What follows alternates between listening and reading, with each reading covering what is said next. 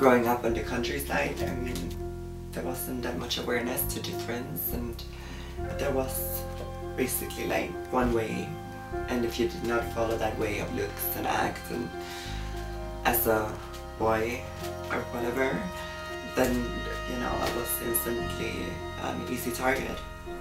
I've been bullied for the most of my life, or school life, so for me it was a very liberating thing to be able to just, you know, become myself and stand strong with that.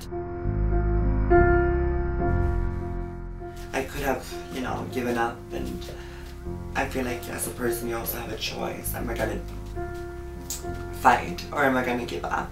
And I chose to fight.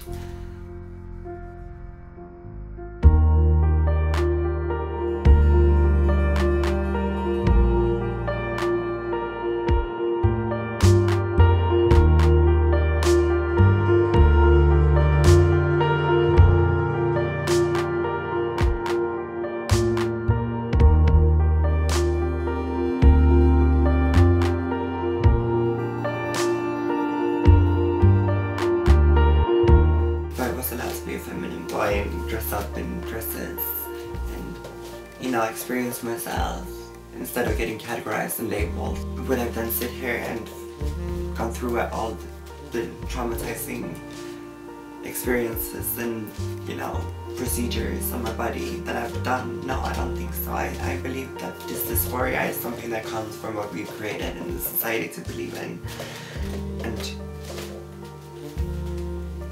that I wouldn't feel so wrong, I think.